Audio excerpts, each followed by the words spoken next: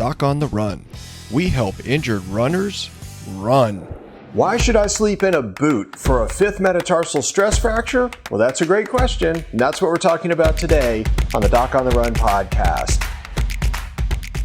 Now, if you get a stress fracture in the fifth metatarsal, that's over here. So now the toes are just out here, and this metatarsal is in the outside of the foot. And that little bump you can probably see if you look down at your foot, halfway between your pinky toe and your heel, you'll see this little bump sticking out.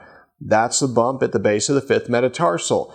And there's a couple of reasons why you might want to sleep in a fracture walking boot if you've been diagnosed with this problem and the doctor's trying to get it better. Well, the way I think about it is a math problem.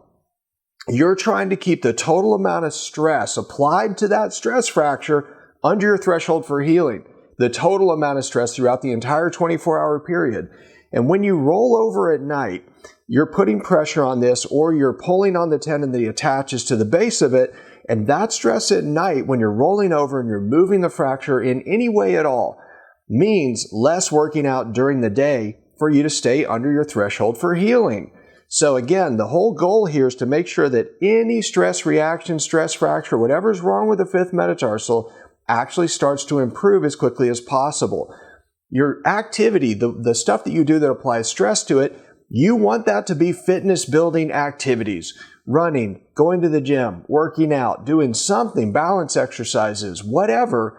But all of those things apply stress to it. Again, it's called a stress fracture. So if you have stress applied to it when you're working out, you can only apply so much stress before you cross over your threshold for re-injury and you make it worse.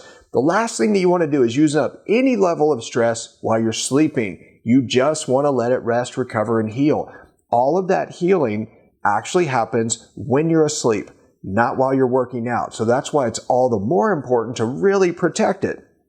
So again, the two ways that this happens, one of them is that you roll over and you just push against the outside of the foot as you roll over. And if you have a stress fracture somewhere along here, or you have a Jones fracture in here, then it really torques that fracture site and pulls on it when you roll over. If you're in a boot, it protects it. It doesn't do that. The other thing is it holds it still. So if you actively move your foot around, you're just wiggling your foot around while you're sleeping, this is something you're going to do reflexively. It's not something you're thinking about. Maybe you're having a dream and you're thinking about moving. Maybe you're uncomfortable with the sheets and your foot just moves around as you're asleep. But either way, the peroneus brevis muscle attaches here, and in order for you to pull your foot in this direction, the peroneus brevis has to fire and pull that fifth metatarsal bone.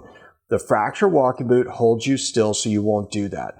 Again, the goal here is to make sure that you protect it when you sleep, to not apply stress to it, accelerate the rate of healing while you're sleeping, and further allow you to do more running, fitness, rebuilding activities during the day without crossing over the overall stress applied to that bone, so it will get better and it'll get you back to healing faster.